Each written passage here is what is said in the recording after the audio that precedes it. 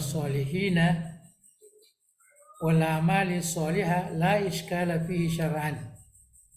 Ya, bertawassul dengan para nabi, para wali-wali, para solihin, bertawassul dengan amal-amal soleh itu tidak ada masalah dari segi syariah. La iskala fihi.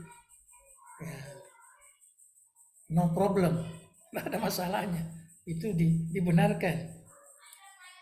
Innahu jaizun inda ahlil ilmi, bahwa semua ulama mengatakan itu adalah dibenarkan, ya, dibenarkan,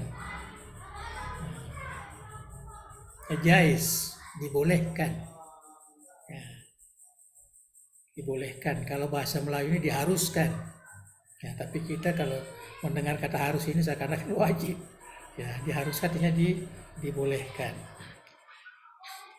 Wa yadkhulu fi umumi qaulillahi ta'ala, dan ini masuk dalam pemahaman umum firman Allah Subhanahu wa taala, A'udzubillahi minasyaitonir rajim, ya ayyuhalladzina amanu taqullaha wabtagu ilaihil wasilah wajahidu fi sabilihi la'allakum tuflihun. Menjadi syahid di sini wabtagu ilaihil wasilah. Ya. Wabtagu ilaihi al-wasilah. Karena wasilah ini dari kalimat tawassul.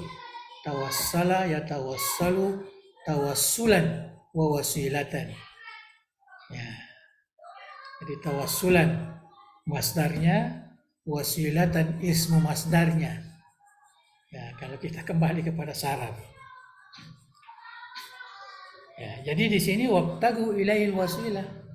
Carilah wasilah ilallah ilaihi, ya, carilah jalan wasilah ilaihi kepada Allah.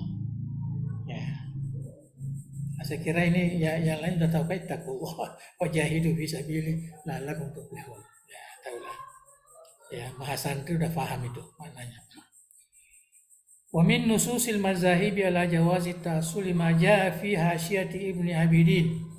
Antara nas-nas mazhab, ya, ahli sunnah yang membolehkan tawassul itu seperti yang terdapat di dalam kitab Hasyiah Ibni Abidin Minas Sada al-Hanafiyah, ya, dari mazhab Imam Abu Hanifah. Wa qad umudda min adabi du'a at-tawassulu ala ma fi al-hisni. Wa jaa fi riwayatin Allahumma inni as'aluka bihaqqis sa'ilina alaih wa bihaqqi mamsyaya ilaih wa inni la ahruju asharan wala batran ila akhiril hadis. Jadi kita lihat hadis ini, contoh-contoh ini, dan ini biasa dipakai, ya. Artinya wasilah itu kalau menurut hasyiahnya Ibnu Abidin ini, bahwa tawassul itu min adabi doa, termasuk adab-adab berdoa. Ya.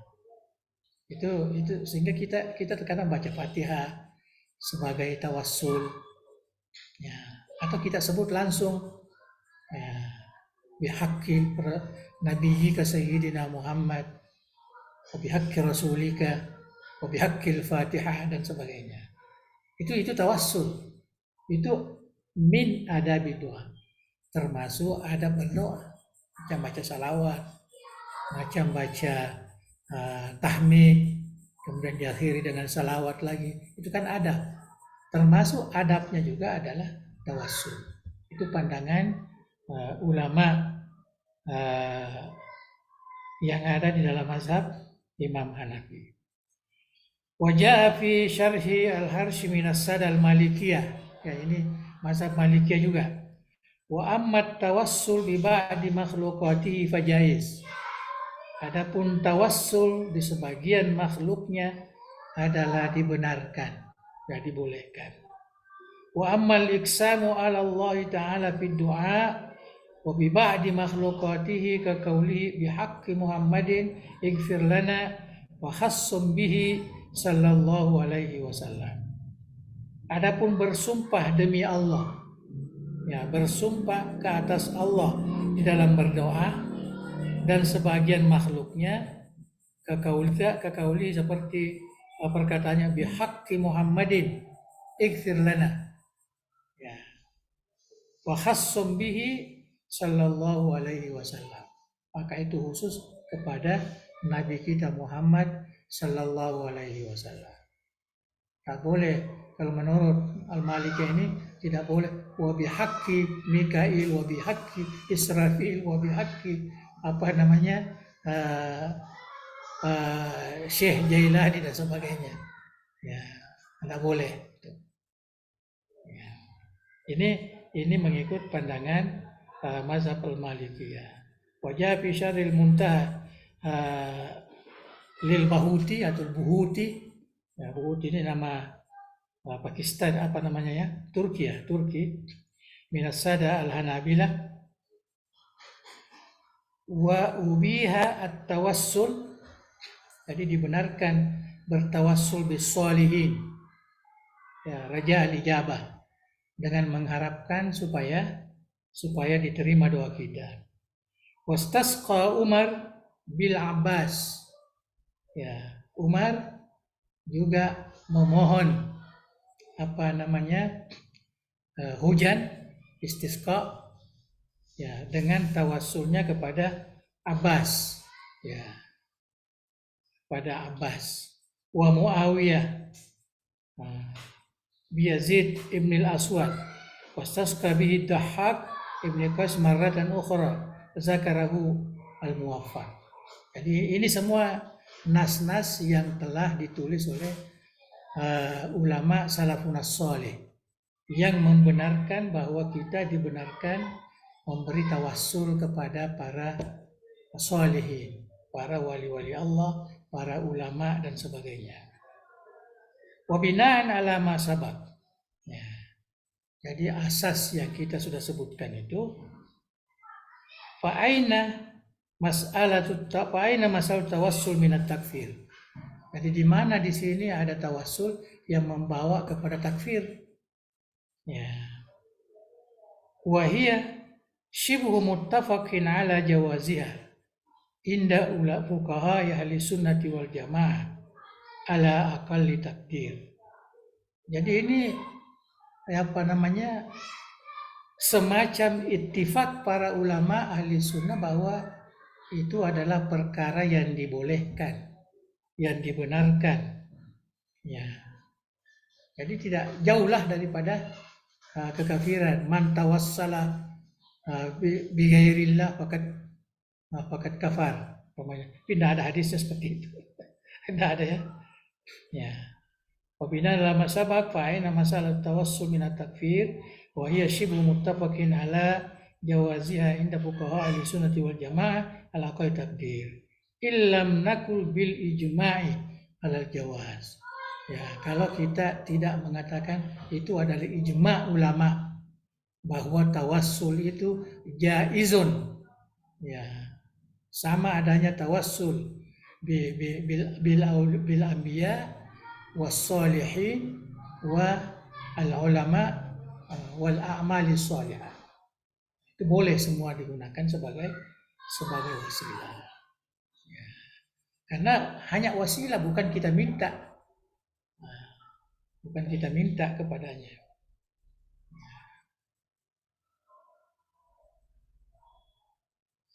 Saya kira kalau kita mau habiskan ini bisa latihannya, tidak usah dibaca semua secara ini. Ada di sini yang ketujuh ini makna bidah aqsamiyah. Saya kira ini banyak sudah kita baca tentang masalah bidah ini. Dan tidak perlu kita perdalam apa makna bid'ah dari segi bahasa, dari segi istilah. Kemudian ada bid'ah mazmumah, ada bid'ah hasanah. Ya. Jadi wa khulasatul qaul, ada kesimpulannya di bawah itu. Nah, di bawah pakra yang terakhir, wa khulasatul qaulu fil bid'ati annaha la takunu dhalalatan illa idza kanat mukhalifah li nusus syar'iyyah. Bahwa bid'ah itu tidak bisa dianggap dolal, kesesatan, kecuali kalau bertentangan dengan nas-nas syariah. Nah, kalau bertentangan dengan nas syariah, barulah boleh dikatakan bid'ah sayyi'ah atau bid'ah di sini bid'ah mazmumah. Ya. Min ghairi syahidin yashhadu laha min umumati syariatil islamiyah. Ya. Jadi saya kira itu semua tidak usah kita. Saya kira ini sudah dipaham.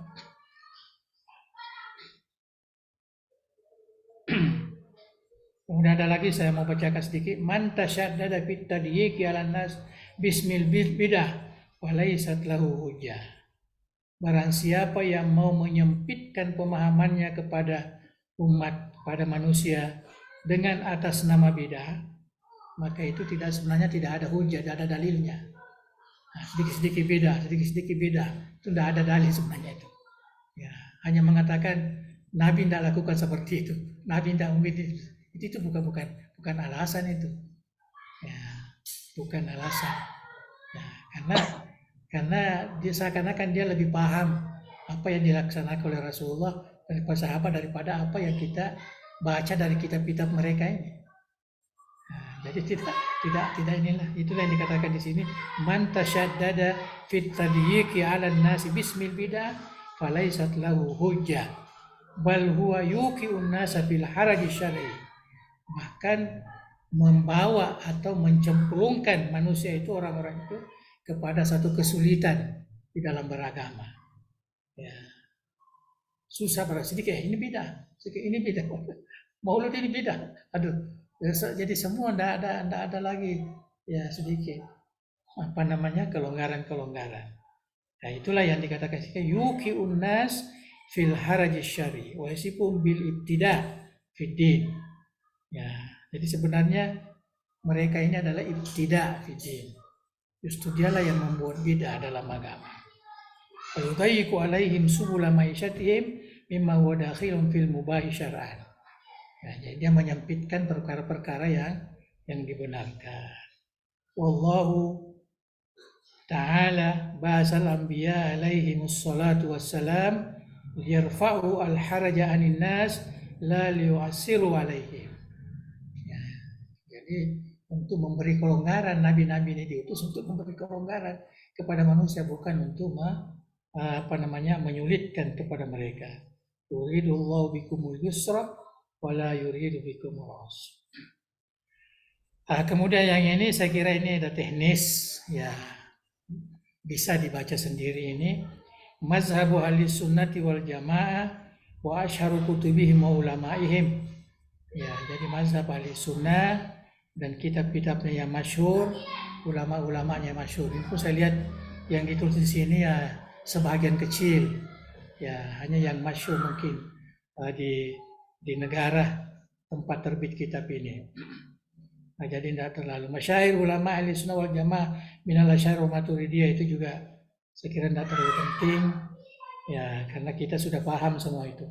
Asy'aru ulama il aqaidi wa usulil fiqh, begitu juga ulama-ulama akidah, ulama-ulama usul fikih itu sudah disebutkan, bisa dibaca sendiri. Ulama tafsir, ulama hadis, artinya ulama-ulama seperti ini semua tersimpul di bawah payung ahli sunnah wal jamaah.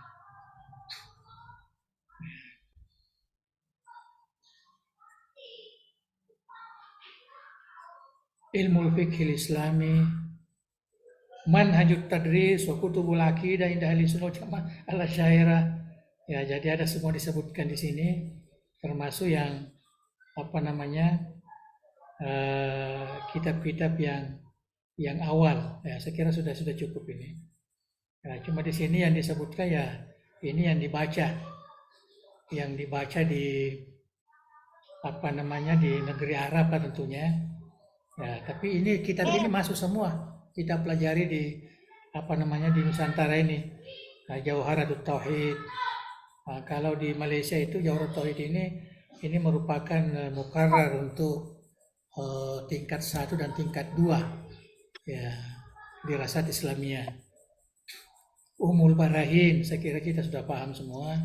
Al-Jarid Al-Bahiyah ini digunakan di Mesir. Qawaidul Aqaid ini di Hujatul Islam. Kalau nanti setelah selesai ini mungkin kita pilih ini bisa juga Qawaidul Aqaid supaya kita baca kitab turas. Kita mau memberikan kepahaman kepada santri bagaimana memahami turas.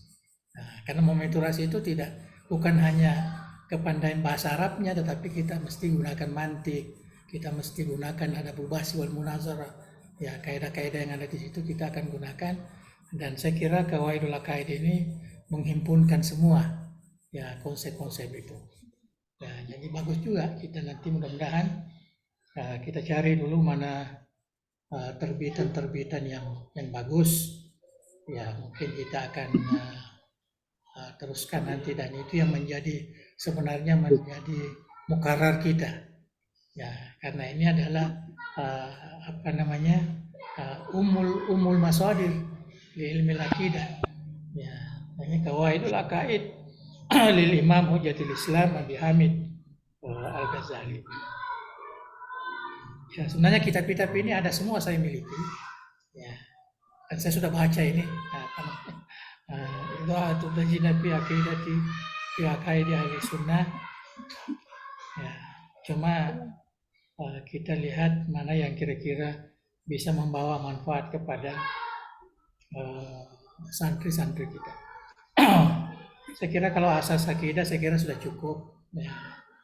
Dengan membaca 2 kitab itu, kitab yang saya buat waktu saya mengajar di USIN, Muhadzarat fil Aqidah Al-Islamiyah dan Aqidatul Muslim, ini yang lebih mudah lagi.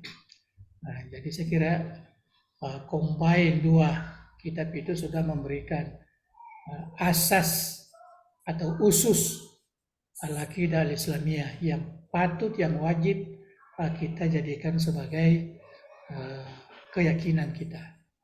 Keyakinan kepada Allah, keyakinan kepada malaikat, keyakinan kepada Rasul, Nabi, kitab suci, hari akhirat, qada dan qadar. Karena itulah rukun iman, itulah asas, itulah usul al-aqidah fil Islam. Ya, atau dibagi menjadi 3 bagian, yaitu ilahiyat, nubuat, dan sam'iyat, seperti yang dilakukan di dalam Aqidatul Muslim yang kita baca ini. Jadi saya kira cukup ya sampai di situ. Ya, mudah-mudahan ada manfaatnya, dan kita berdoa mudah-mudahan kitab ini memberi manfaat ya kepada kita semua yang mempelajarinya, terutama sekali kepada santri, mahasantriwati.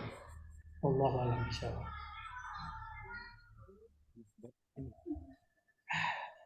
Alhamdulillah, 1,5 jam hampir Ya.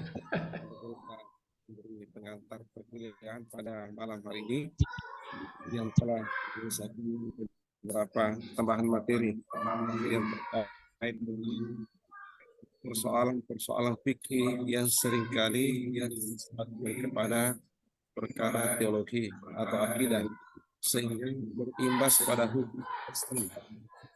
Oleh karena menyebut kafir, fasik, musyrik itu semua sangat ekstrim akidah, sensitif dengan akidah. Semestinya masih bisa diselesaikan secara fikih, tapi terlalu cepat. Sebagian orang itu mengatakan dan mengulangi akidah sehingga berimbas pada hukum ekstrim. Untuk melengkapi majelis kita pada hari ini seperti biasanya, kita beri kesempatan kepada Mas Santri yang bisa berpartisipasi. Mas Ali menyampaikan pertanyaan kepada Anda Gurota, dimulai dari yang mewakili Bani. Ya, dari cepat.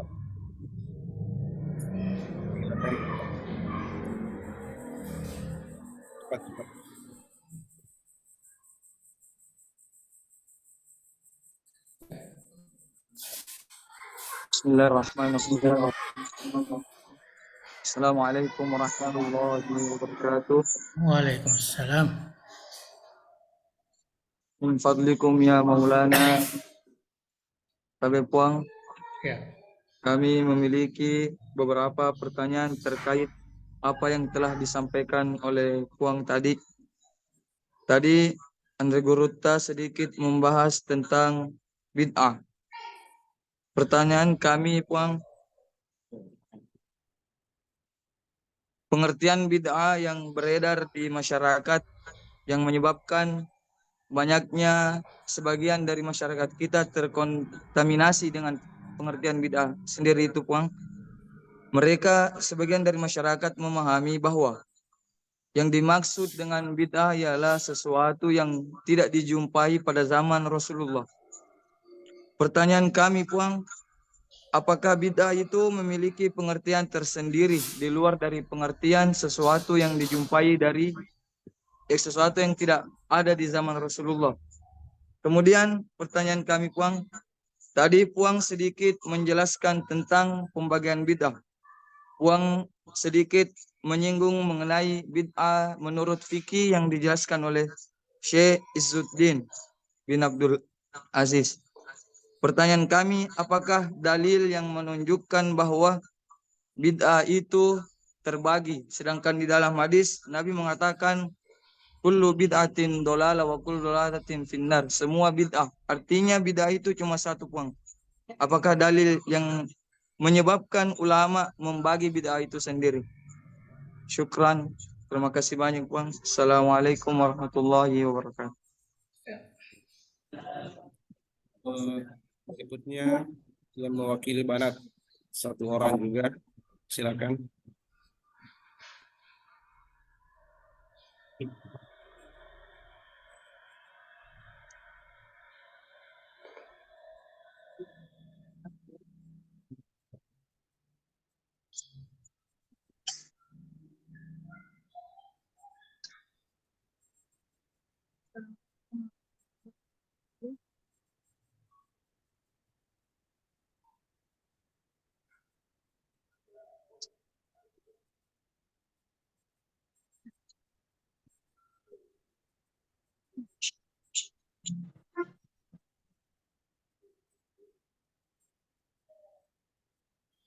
Assalamualaikum warahmatullahi wabarakatuh.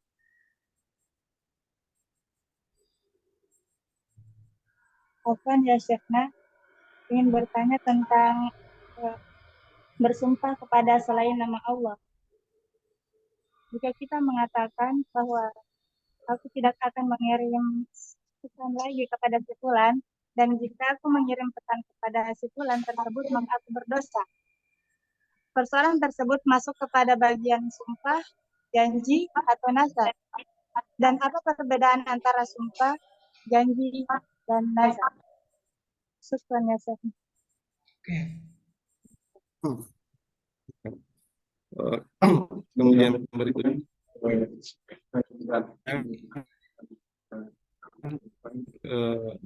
kami juga yang pertama seperti yang disampaikan tadi dengan berupa hadis yang dikutip yang seringkali dipelesetkan maknanya atau pemahamannya oleh sebagian orang yang memahami hadis itu secara prematur, lebih kepada makna literalnya, ya, sehingga sangat tegas kandungan hukumnya karena selalu dikait-kaitkan dengan akidah. Menurut penjelasan Deguruta itu masih bisa diselesaikan dengan fikih. Namun dari segi teks memang terpancing orang untuk memahami secara literal. Hadis yang saya maksud tadi adalah man tarakas salata muta'ammidan faqad kafara jiharan. Barang siapa yang meninggalkan salat secara sengaja, maka sungguh dia kafir secara nyata, jelas kekafirannya. Hadis ini menggunakan term kafara yang artinya kafir. Kalau kafir itu dimaknai secara akidah, betul, seperti yang dipahami oleh sebagian orang, melenceng dari makna fikih. Tapi ada yang memahami seperti ini, Anda Gerota, ya, melihat pembagian Islam secara global itu ada tiga. Yang pertama akidah, yang kedua syariat, dan yang ketiga akhlak. Ya, sehingga istilah kafir ini juga dipetakan. Ada kafir akidah, ada kafir syariat, ada kafir akhlak. Ada orang yang mungkin ya akidahnya bagus, tapi karena dia tinggalkan sholatnya, dia cap sebagai kafir. Kafirnya itu kafir syariat, bukan kafir akidah. Ada orang mungkin bagus akidahnya, bagus sholatnya, tapi akhlaknya hancur. Nah, dianggap juga kafir. Ya, kafirnya kafir akhlak. Nah, jadi mungkin perlu kita pertegas di sini, apakah makna kafir ini boleh dibawa kemana-mana, dibawa ke wilayah syariat, dibawa juga ke wilayah akhlak, ataukah istilah kafir ini khusus dalam wilayah akidah saja, seperti yang pada umumnya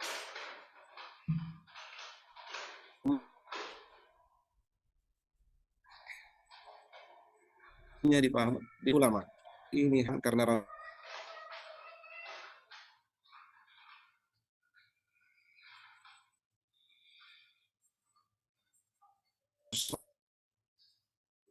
salah fikih. Nah, oleh karena meletakkan suatu perkara itu yang tidak tepat, seperti membaca barasanji yang terus-menerus diperbincangkan, apakah itu bid'ah atau bukan bid'ah. Ya, sebenarnya persoalannya sederhana saja. Bagi mereka yang meletakkan budaya barasanji, bagi mereka yang meletakkan tradisi barasanji ini dalam wilayah ibadah, nah, mungkin tepat kalau dia mengatakan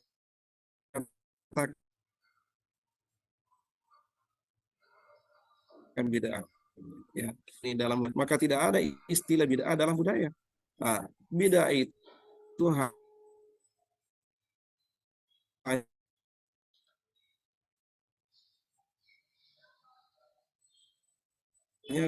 ada dalam ibadah. Tapi karena kita meletakkannya dalam wilayah budaya, nah, maka itu selamat dari bid'ah. Ya, yang ibadah nanti itu adalah unsur-unsur yang ada di dalamnya. Ya,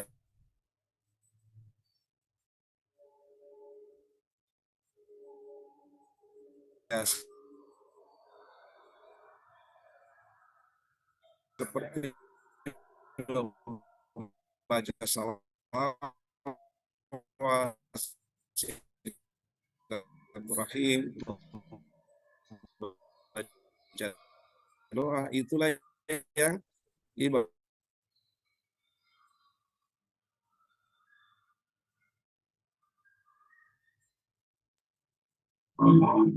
Kenapa? Belum bisa. Ya. Ada bagus suaranya, ada bagus. Ada gangguan pot. Ya. Ya. Kami lanjut kembali. Jadi kasus Barasanji tadi itu yang terus-menerus diperbincangkan. Kami bahasakan tadi bahwa itu sederhana, tinggal meletakkan praktik atau tradisi Barasanji itu di wilayah apa. Kalau di wilayah ibadah, ya mungkin betul ya mereka klaim. Tapi kalau diletakkan dalam wilayah budaya, justru insya Allah selamat dari bid'ah. Jadi ini cara meletakkan saja. Ya, tradisi Barasanji itu di bingkai ibadah ataukah di bingkai budaya. Nah, namun dengan catatan sekalipun diletakkan dalam bingkai budaya, tetap unsur-unsur ibadah tidak boleh terlepas. Oleh karena pembacaan Barasanji itu ada salawat, semua ulama sepakat membaca salawat itu adalah ibadah. Doa, semua ulama sepakat yang namanya doa itu adalah ibadah. Malah Rasul mengatakan doa ummul ibadah. Doa itu adalah otaknya ibadah. Jadi kembali ke persoalan, itu hanya cara memaknai bid'ah itu apa dan cara meletakkan persoalan itu di wilayah apa. Terus bergeruta ada tadi hal-hal yang mungkin kami minta kepada Antegrupta lebih memperjelas lagi ini tentang persoalan bid'ah ini. Nah, sekalipun ini berulang-ulang kali, namun ya bahasa bid'ah selalu viral di tengah-tengah umat. Ya, ini yang pembahasan yang sangat krusial. Ya, melihat heterogennya ini umat, ya, sehingga antara satu kelompok dengan kelompok yang lain, terkadang karena mereka tidak memahami secara profesional dan tidak meletakkan istilah bid'ah ini secara proporsional, sehingga ya, istilah bid'ah itu ya diletakkan di mana-mana pada posisi yang tidak tepat pada tempatnya. Kami pernah mendapatkan satu kajian bahwa yang namanya bid'ah selain dari yang disampaikan dari Buta tadi dipetakan kepada bid'ah dhalalah dan bid'ah hasanah dan bid'ah sayyi'ah. Ada juga pembagian bid'ah yang lain. Ada bid'ah amaliyah, ada juga bid'ah tarkiyah. Bid'ah amaliyah dan bid'ah tarkiyah. Ini bid'ah amaliyah kalau melakukan sesuatu yang tidak dicontohkan oleh Rasulullah, sahabat salafus salih dalam tingkah ibadah dan akidah. Sementara yang namanya bid'ah tarkiyah adalah meninggalkan sesuatu yang jelas sunnahnya. Seperti 2 rakaat sebelum maghrib. Itu hadisnya sahih dan tidak hanya dari satu sanad. Tapi ada sekelompok atau segelintir dari kaum muslimin ini yang mengingkari 2 rakaat sebelum maghrib ini. Menurut term pembagian bid'ah yang kami sebutkan tadi, maka itu juga bid'ah. Bid'ah tarkiyah. Meninggalkan sunnah itu adalah juga bid'ah. Jadi dengan demikian ya semakin hebat ini persoalan bid'ah, semakin semraut dan kita semakin butuh untuk diberi pencerahan, penjelasan. Semoga kita bisa memahami esensi bid'ah itu sesungguhnya dan kita bisa meletakkannya secara tepat pada tempatnya. Terima kasih, Pak. Oke. Terima kasih atas pertanyaannya atau respon. Yang pertama sekali ya itu tadi yang dikatakan oleh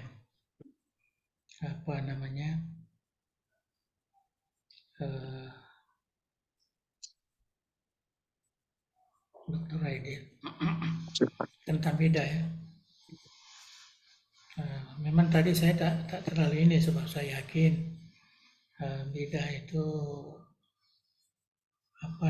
persoalan yang saya anggap sudah basi lah, tidak terlalu penting sudah yang mau menerjemahkan lebih luas ya.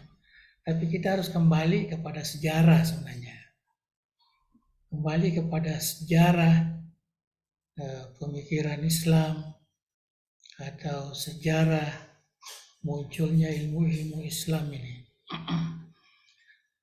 Istilah bid'ah itu pada awalnya itu hanya terkait dengan akidah, tidak terkait dengan yang lain. Nah, jadi firqah-firqah mubtadi'ah yang disebut oleh ulamaul firaq itu seperti Syiah, Mu'tazilah, Khawarij dan sebagainya. Disitulah munculnya ahli-ahli bidah. Ya, sementara kajian-kajian fikih itu tidak ada masalah bidah, tidak ada.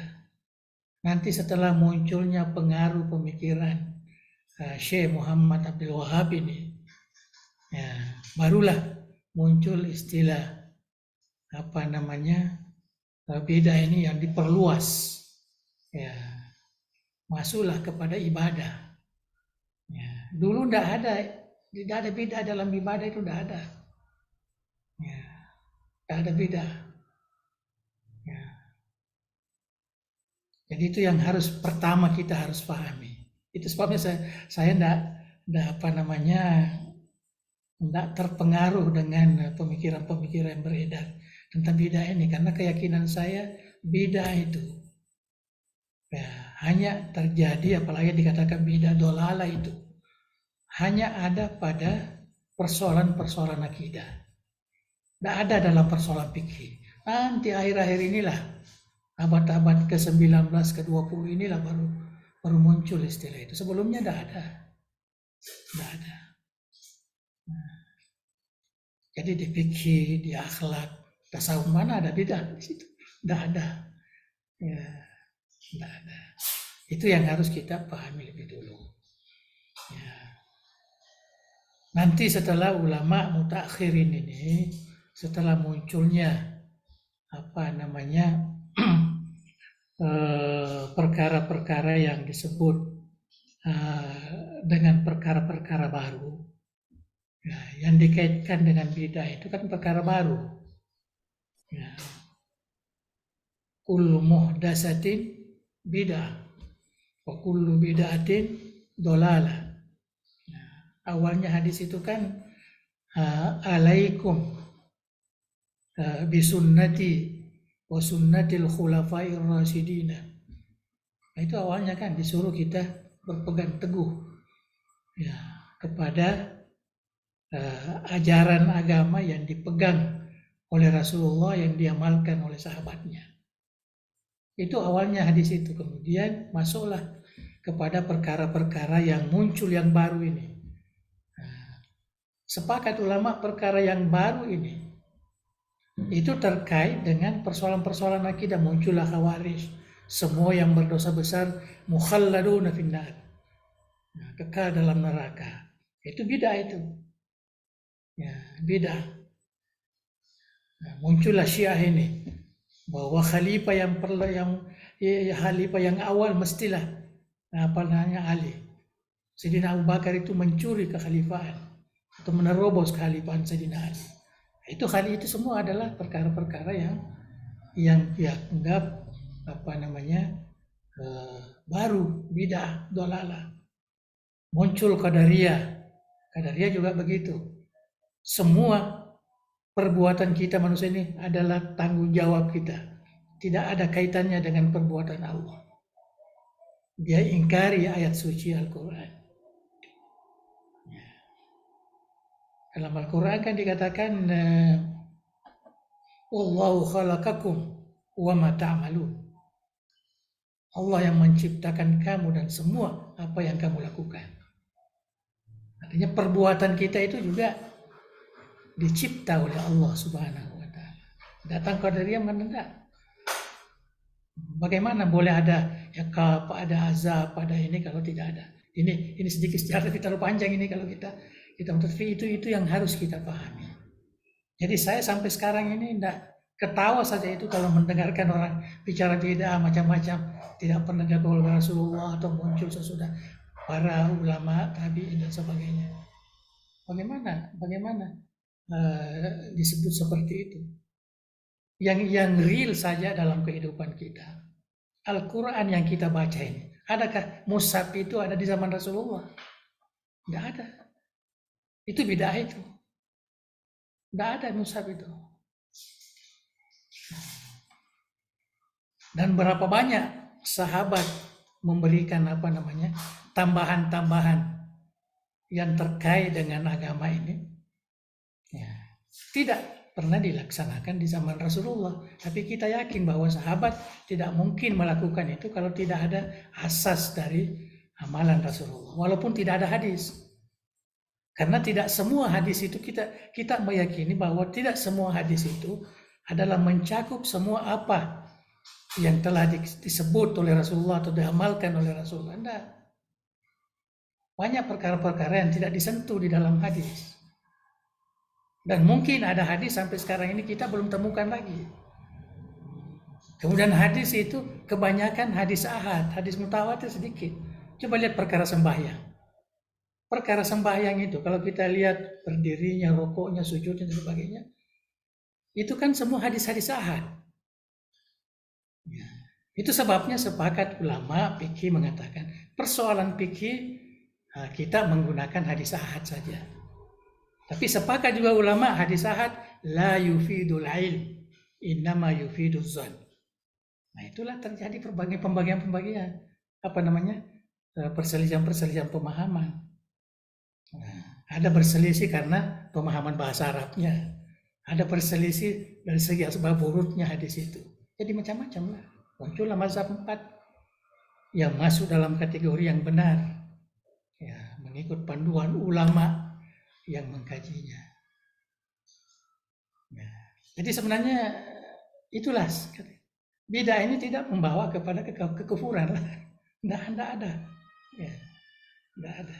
Sedangkan yang dibawa oleh akidah tadi tidak membawa kepada kekufuran. Adakah Khawarij itu orang kafir? Tidak. Adakah Syiah itu kafir? Tidak. Mereka semua Muslim. Mereka semua masuk dalam lingkungan sabda Rasulullah, "Sataftariku ummati ila salasin wa sab'ina firqah." Umatku akan terbahagi kepada 73 golongan. Masuklah ini semua seperti yang dikaji oleh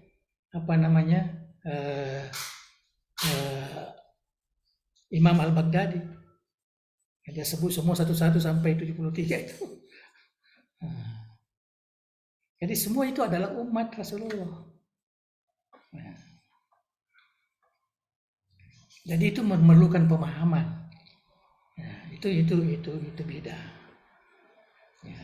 Oleh karena itu, setelah ulama fikih kita ahli sunnah juga terjun mengkaji tentang bidah ini, maka dimasukkanlah sedikit tentang bidah ini di dalam urusan ibadah. Ya, di dalam urusan ibadah. Takut orang terlalu menambah-nambah. Ya, termasuklah ulama-ulama tasawuf banyak sekali.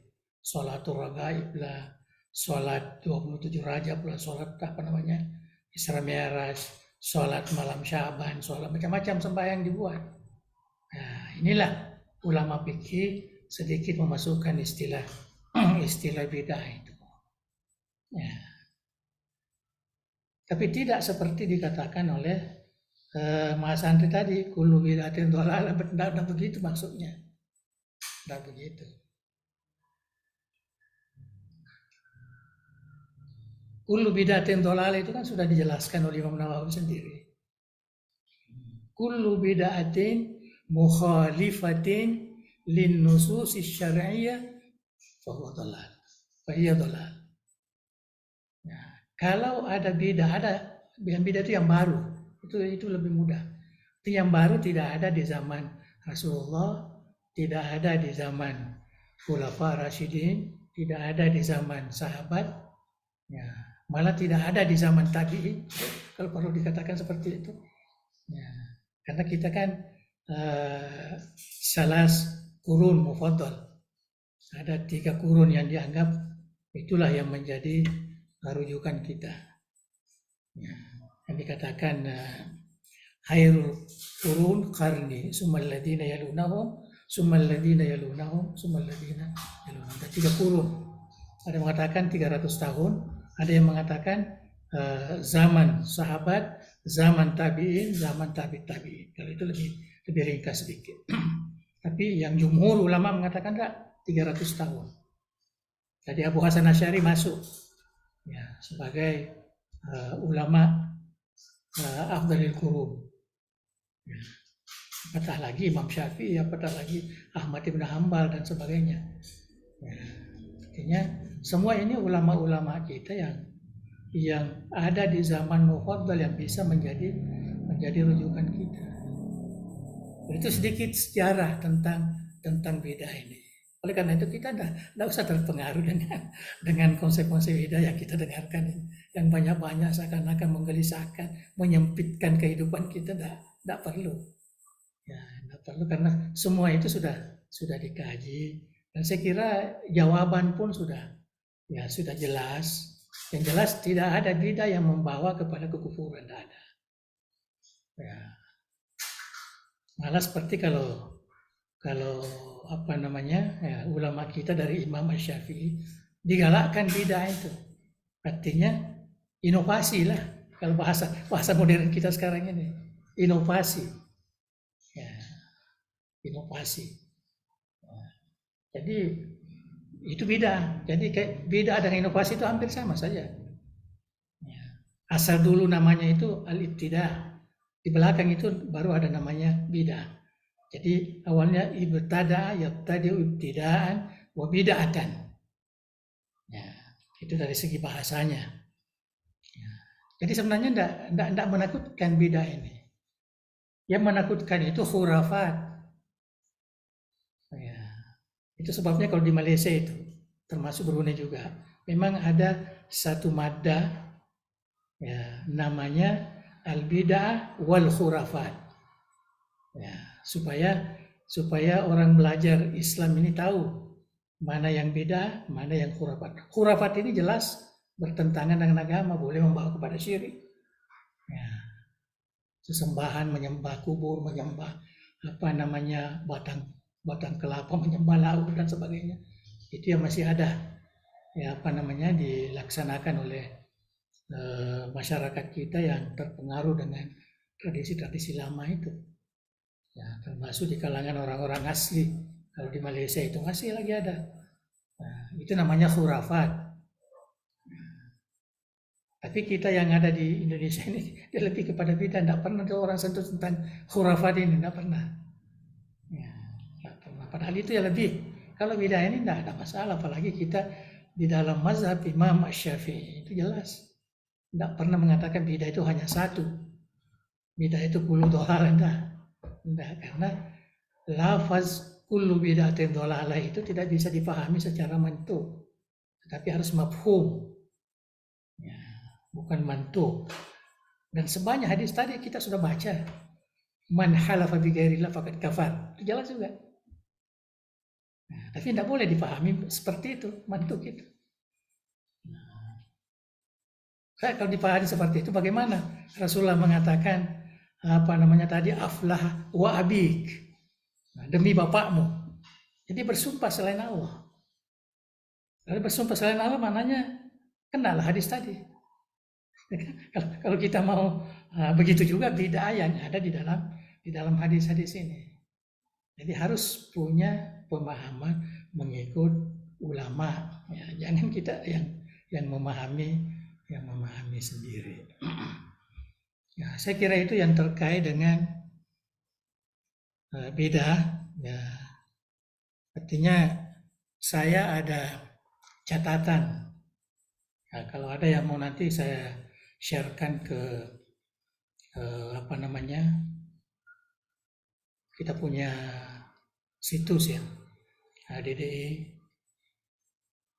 Ada situsnya, bisa nanti saya kasih ya, siapa namanya, bagian itu nanti dimasukkan. Saya ada kajian itu masih di Malaysia lagi, kemudian saya teruskan waktu di Brunei, saya perhalus lagi, kemudian sampai sini saya jadikan sebagai satu buku. Nah, saya sebut bidah fi syariah al-islamiyah, mafhumul bidah fi syariah al-islamiyah. Nah, itu dalam bahasa Indonesia lah, jadi bisa dibaca. Ada juga dalam bahasa Arabnya. Ya, tapi itu saya kira tidak perlu. Ya, kita berikan nanti. Insya Allah nanti saya akan kasih, jadi boleh baca itu. Santri-santri boleh baca, ya, supaya paham betul apa itu bidah, ya, mengikut syariah, artinya mengikut Islam. Ya, supaya kita jangan terpengaruh dengan media sosial yang banyak membicarakan tentang bidah ini. Ya, bisa mengelirukan kita di dalam memahami agama. Saya kira itu yang terkait dengan bidah. Yang kedua tadi dari Banat, Mas Santriwati, ini tentang sumpah, janji, nazar, itu kan berbeda semua itu. Ya, Jadi kalau janji kan kita berjanji. Nah, kalau sumpah ini kita menyandarkan ya, kesucian amalan kita itu kepada sesuatu. Nah, kepada sesuatu itu yang dimaksud. Ini sebabnya yang kalau sumpah yang sah itu kita mengatakan demi Allah, ya, saya akan kunjungi saudara di tempatnya. Ya, itu sumpah. Ya. Sama dengan Guru Tajasad dulu, waktunya Guru Tambo Dale pindah ke Mangkoso, dia bersumpah, ya, demi Allah saya tidak akan injak rumah Guru Tambo Dale. Saya kira pernah dengar itu. Ya. Tapi karena apa namanya ya takdir, kenapa rusak mobilnya di Mangkoso? Ya, sehingga Guru Tambo Dale turun memanggil naik ke rumah. Jadi Guru Tajasa mengatakan muka kapara katu Tambo Dale. Ya. Artinya Guru Asad ini betul-betul pernah bersumpah waktu Guru Pindah begitu marahnya. Ya, saya tidak akan injak dari rumah kamu di sana.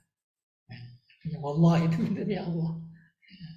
Allah dia kata-katanya itu tidak disebutkan oleh ada Guru Tambo Dale. Yang jelas Guru Tahan yang bercerita bahwa Guru Tasat itu bersumpah, ya, dia tidak mau ke rumah saya selama saya ada di Mangkoso. Nah, tapi Tuhan mentakdirkan dia harus singgah ke rumah saya. Nah, jadi itu sumpah yang benar. Yang kita bicarakan di sini sumpah yang tidak benar, artinya mengatasnamakan selain Allah.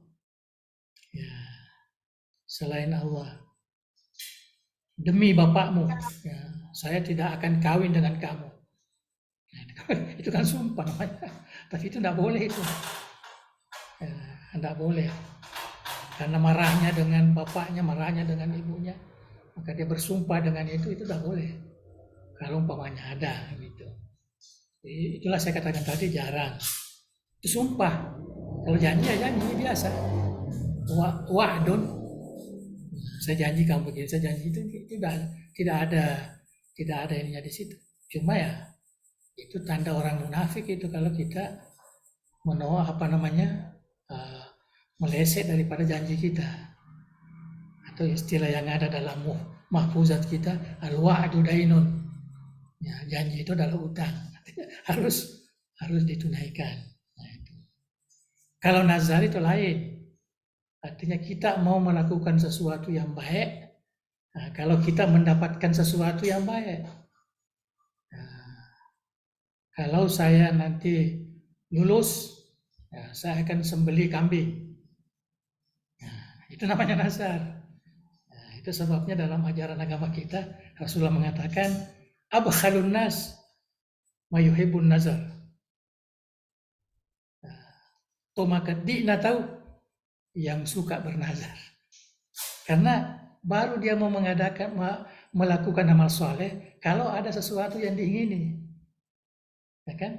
Nah, jadi itu sebabnya oleh ulama ada yang memakruhkan nazar itu. Ada juga yang membenarkan. Itu dari segi hukum. Jadi ini lanjut, ini kita tambah lagi penjelasan kita. Jadi itu nazar.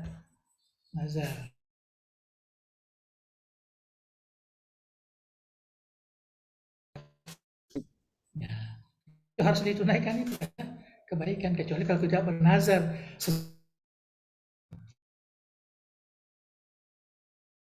Ya, bisa baca di dalam, kita bisa pikir hukum nazar itu.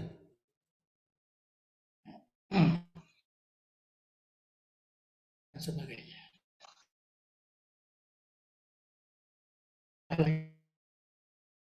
Kemudian tentang hadis meninggalkan sembahyang ini membawa kepada kekufuran. Nah, saya kira kita terlalu bebas ya kalau istilah kafir ini kita bawa kepada syariah lah, kepada akhlak lah, kepada akidah lah ya. Sepatutnya tidak. Kekufuran ini terkait dengan keimanan kita kepada Allah. Itu ya. Nah, artinya kalau ada sesuatu yang kita yakini menyamai Tuhan ya kita syirik. Ya, melebihi Tuhan itu sudah apa namanya sudah kafir. Itu makna kekafiran. Saya tidak terlalu setuju buat istilah, walaupun dalam Al-Quran terkadang kekufuran itu maknanya lain. Tetapi kafir istilah yang digunakan selama ini, sehingga ittifaq ulama ahli sunnah wal jamaah jangan mudah mengkafirkan sesama Islam. Itu istilah kafir itu ditujukan kepada mengingkari mengongsikan ya ketuhanan Allah ataupun mensejajarkan ya ketuhanannya dengan ketuhanan Allah. Nah, itu yang perlu kita inikan, dan ini yang disebut bahwa kalau orang kafir ini dia meninggal dalam keadaan kafir, inilah yang mukhalad finnar. Inilah mukhalad finnar. Tetapi kalau orang masih hidup, orang kafir jangan juga langsung dikatakan kamu ini akan kekal, enggak juga. Jangan, siapa tahu nanti akhir dia boleh sadar, apalagi sekarang ini dengan pergesekan masyarakat, perubahan sosial dan sebagainya, ya bisa saja orang-orang kafir ini kembali seperti apa yang terjadi di barat sekarang ya. Kadang negara-negara sekarang ini goyang semua, banyak sekali orang-orang masuk Islam ya, termasuk di Rusia sendiri. Nah, di Rusia sudah jutaan umat Islam di sana. Nah, apalagi macam di Jerman, Perancis, itu semua mereka melihat gelombang ini ya, sehingga mereka yang kurang puas inilah yang ada istilah Islamofobia, menjelek-jelekkan Islam dan sebagainya, karena melihat perkembangan itu ya sangat berat. Ya, itu sebabnya kita ya tidak boleh langsung menganggap wah kamu ini orang kafir, kamu ini isi neraka, tidak boleh begitu. Ya. Apatah lagi kalau orang Islam. Nah, orang Islam kita tuduh kafir, nauzubillah. Ya, itu yang harus kita pahami. Jadi tidak perlu kita buat ya tafsiran-tafsiran kafir ini.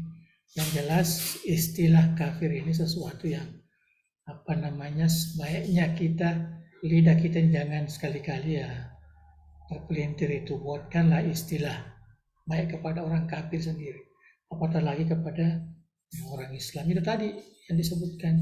Yang pertama, kira harus yakin semua orang Muslim itu, orang beriman itu adalah orang yang bertauhid kepada Allah. Itu keyakinan kita. Sudah mengucapkan 2 kalimat syahadah. Yang kedua, kalau memang ada kesilapannya, ada kesalahannya, ada sesuatu yang melanggar agama dan sebagainya, maka wajibul bayan. Bagi kita yang mengetahui ini, wajib untuk memberitahu. Ya, bagaimana caranya? Ya, supaya kita boleh dengan penuh hikmah, bil mau'izatil hasanah wal hikmah wajadilhum billati ahsan. Ya, itu yang sudah diberikan gambaran-gambaran ya dalam Al-Quran. Saya kira itu ya. Nah, saya kira ini tentang akidah tadi saya sudah jelaskan. Jadi awalnya bidah itu hanya pada akidah. Ya, oleh karena saya sampai sekarang ini kalau orang bicara bidah tentang ibadah ini, saya ketawa-ketawa aja sebenarnya, tidak terlalu tertarik. Ya, itu bukan bidah, itu kan ya orang mau sembahyang sunat seberapa banyak pun tidak ada masalah. Ya, orang mau beribadah seberapa pun tidak perlu sholat maghrib sunatnya sebelumnya diperselisih untuk apa. Saya silakan, kalau kamu malas tidak perlu. Masih banyak umat Islam sekarang ini tidak ada rawatibnya, tidak ada. Yang penting sembahyang ya, sama dengan Arabi yang disebutkan tadi itu. Ya, dia hanya mau yang wajib saja, yang lain ini sudah cukup. Masih banyak umat Islam, jangan kayak wajib, banyak yang meninggalkan yang wajib sekarang, banyak. Ya, jadi kita tidak perlu. Sebelum sholat Jumat, ya dipertentangkan, ada yang tidak mau ini beda itu apa? Ya, tidak perlu itu. Ya, yang mau silakan. Ya, ada menyapu dahi kalau sudah salam dan sebagainya, sudah berdoa, sudah salam ya, sudah salam. Ya, tanya hadisnya mau tuh apa hadisnya, tak perlu, karena ulama ada yang melaksanakan juga ya dalam kitab fikihnya. Ya, tidak mungkin mereka melakukan kalau dia berpedoman bahwa itu hadisnya hadis maudhu, itu hadisnya. Tidak perlu, karena menghukumkan hadis dhaif, hadis itu ijtihadi. Itu ijtihadi. Ya, itu ijtihadi. Jadi jangan apa namanya? Jangan kita terlalu persoalkan kalau bid'ah itu kepada masalah-masalah fikih. Itu yang saya inginkan lah. Kita tidak usah terlalu terpengaruh. Tidak apa-apalah kalau kita mau ikuti, ya itu lagi bagus. Artinya kita lebih teliti lagi, ya lebih teliti. Tapi jangan menyalahkan orang lain yang tidak sama dengan pandangan kita. Itu silakan, ya itu silakan. Tapi pandangan kami, pandangan saya memahami bid'ah itu hanya pada akidah. Ada perkara-perkara lain itu enggak terlalu. Ya, enggak terlalu. Pelaksanaan sembahyang itu semua ijtihadi di situ. Semua ijtihadi. Ya, kenapa kita berbeda? 4 mazhab ini ada perbedaan sedikit-sedikit. Ya, walaupun ittifaq ulama bahwa inilah mazhab Ahlussunnah wal Jamaah. Kita beda dengan Syiah. Syiah pun ada Syiah Imamiyah, Syiah Zaidiyah sekarang ini. Ya, ada perbedaan dari segi melaksanakan sembahyang. Adakah kita berani mengatakan bahwa itu salah? Itu tidak boleh juga, karena itu ijtihadiyah. Itu ijtihad.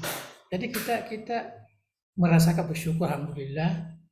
Ya, kita ini mengikut mazhab yang boleh dikatakan sangat teliti. Kita baca kitab-kitabnya sangat teliti. Ya, sehingga apa yang kita wariskan ini yang mayoritas dilaksanakan oleh umat Islam ya di dunia ini. Jadi kita bersyukur. Ya, kita bersyukur, kita tidak ragu lagi. Ya, kita tidak ragu bahwa apa yang menjadi ikutan kita, nah itulah yang terbaik. Tidak perlu kita mencari lagi. Mungkin ada yang terbaik lagi. Ini sudah Islam ini sudah apa namanya? Sudah 1500 tahun. Ya, artinya sudah terlalu lama itu. Artinya pergeseran-pergeseran itu. Dan Nabi memberikan keyakinan bahwa setiap 100 tahun mesti ada banyak ulama yang memperbaiki kembali mana yang sudah rusak. Nah, alhamdulillah kita seperti itu. Nah, kalau kita baca Tabaqatus Syafi'iyah itu ribuan ulama yang selalu memperbaiki apa kesalahan-kesalahan dalam perkembangan ya seharian. Mungkin banyak pandangan-pandangan di zaman Imam Syafi'i sudah tidak sama sekarang ini, karena kita lain sekarang ini, berbeda. Itu wajar saja, tapi manhaj beliau itulah yang menjadi pegangan kita. Artinya kaidah-kaidah memahami fikih itu yang kita pegang. Nah, bukan hasil ijtihadnya, tapi manhajnya. Itu yang perlu kita pahami. Ya. Saya kira termasuk Barazanji itu sebenarnya. Ya, Barazanji walaupun di masyarakat kita masih terkadang ini. Artinya kita harus memahamkan ya masyarakat kita. Ya, memahamkan masyarakat kita. Dan saya kira tidak perlu diperdebatkan mereka yang tidak suka Barazanji, tidak perlu. Karena mencari alasan untuk mengukuhkan pandangan itu susah untuk ketemu. Ya, karena itu sudah perbedaan yang tidak mungkin ketemu. Tidak mau Barazanji silakan. Ya, tapi kami yakin betul bahwa Barazanji itu sangat bermanfaat ya, karena terkait dengan salawat ya, terkait dengan cinta kepada Rasulullah yang memang wajib bagi kita umat Islam mencintai Rasulullah. Ya, salah satu amalan yang selalu kita lakukan apabila datang satu wa amma bi ni'mati rabbika fahaddits, ada nikmat Allah, kita baca Barazanji sebagai tanda kesyukuran kita.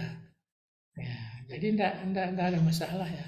Kita mau katakan budaya silakan. Kita mau katakan bagian daripada salawat, doa, ibadah atau sembahyang atau ibadah, itu tidak ada masalah.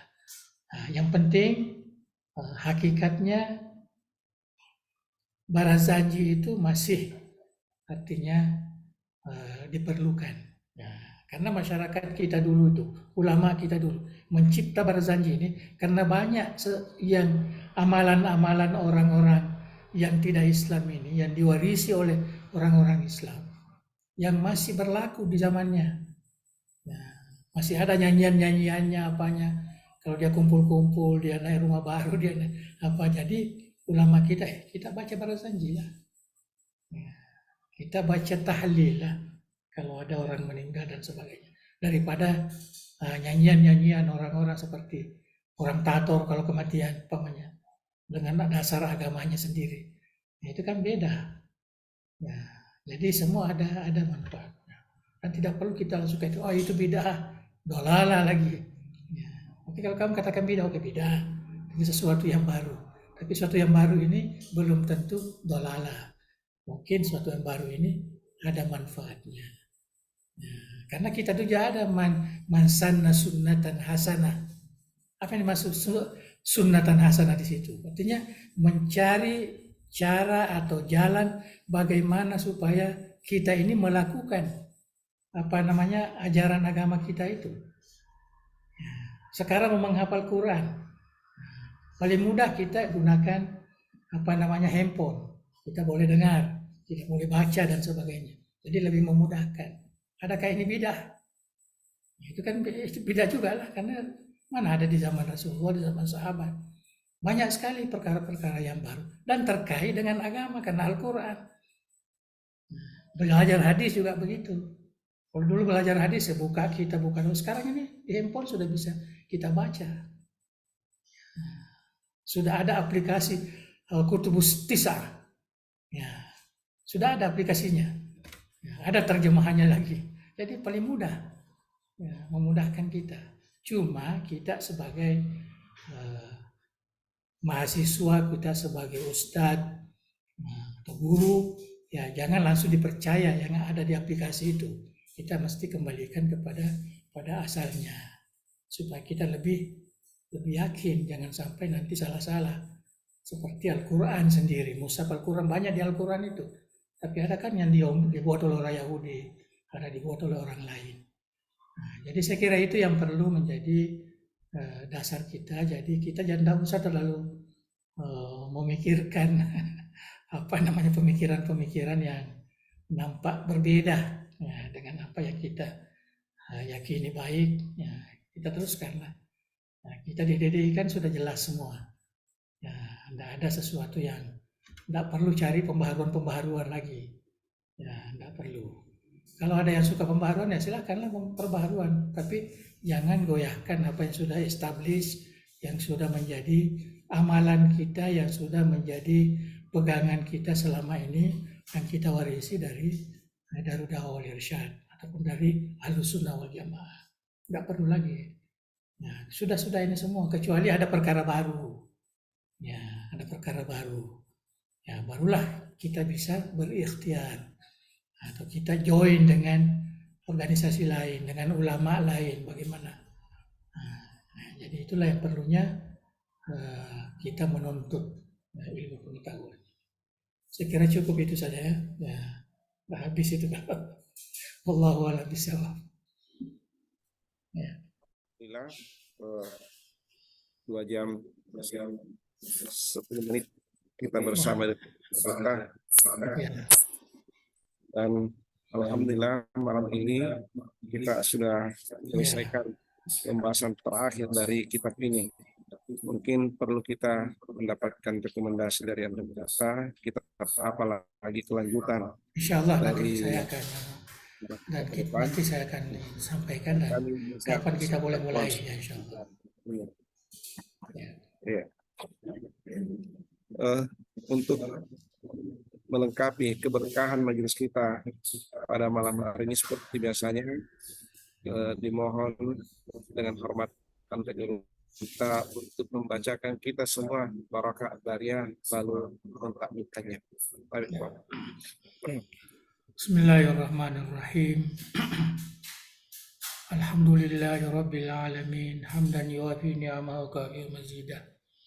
Ya Rabbana lakal hamdu kama yanbaghi li jalalikal karim wa 'azimi sultanik. Allahumma shalli wa sallim ala sayyidina Muhammadin وعلى آله وصحبه أجمعين. لا إله إلا الله العظيم الحليم. لا إله إلا الله رب العرش العظيم. لا إله إلا الله رب السماوات ورب الأرض ورب العرش الكريم. يا حي يا قيوم برحمتك نستغيث. لا إله إلا أنت سبحانك إنا كنا من الظالمين. اللهم إنا نسألك باسمك العظيم وبأسمائك الحسنى كلها ما علمنا منها وما لم نعلم أن ترزقنا علما نافعا مباركا ورزقا واسعا وشفاء من كل داء وسقم يا أكرم الأكرمين. اللهم اجعل جميع دار الدعوة والإرشاد جامعا مباركا وجامعة موفقة لتخريج العلماء القانتين والدعاة المتقنين والمربين المخلصين، وجعلها منارا أريقا للعلوم الإسلامية وقلعة مأمورة للمعارف الثقافية ومصدرا أصيلا للشرائع الدينية بمنهاج أهل السنة والجماعة يا ذا الجلال والإكرام.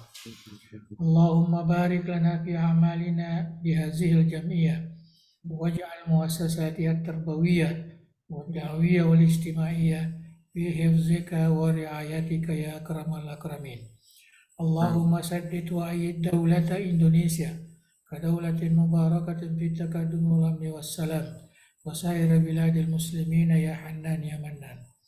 اللهم أكرمها بلذة الاحتقام إلى الحق والخير واجعلها بقعة ميمونة وبلدة طيبة مأمورة واجعل أهلها من المؤمنين متمسكين بالدين آمرين بالمعروف ناهين عن المنكر مؤمنين بالله يا ذا الجلال والإكرام. ربنا آتنا من لدنك رحمة وهيئ لنا من أمرنا رشدا. ربنا آتنا في الدنيا حسنة وفي الآخرة حسنة وقنا عذاب النار. وصل اللهم على سيدنا محمد وعلى آله وصحبه وسلم وارزقنا كمال المتابعة له ظاهرا وباطنا بعافية وسلامة برحمتك يا أرحم الراحمين. تقبل دعانا بسر أسرار الفاتحة. بسم الله الرحمن الرحيم. إياك نعبد وإياك نستعين صراط المستقيم غير المغضوب عليهم ولا الضالين. Assalamualaikum warahmatullahi wabarakatuh. Assalamualaikum warahmatullahi wabarakatuh. Alhamdulillah, terima kasih ya kepada para menteri kita dan kepada seluruh peserta muhadharah iftiradiyah, terkhusus kepada mas santriwati pendidikan kader ulama Pondok Pesantren Darul Dawah Syekh Mungkoso. Insya Allah 2 pekan ke depan kita akan berjumpa kembali dengan anti kita tetap materi akidah Ahlussunnah wal Jamaah. Nah, kita mendoakan nanti kita semoga beliau sekeluarga sehat-sehat panjang usia dan kita semua. Mari kita tutup majelis kita dengan doa kafaratul majelis. Subhanakallah wa hamdika asyhadu an la ilaha illa anta astaghfiruka wa atubu ilaik. Da'wat wal irsyad. Assalamualaikum warahmatullahi wabarakatuh. Waalaikumsalam. Coba saya mohon diri. Assalamualaikum. Waalaikumsalam. Assalamualaikum warahmatullahi wabarakatuh.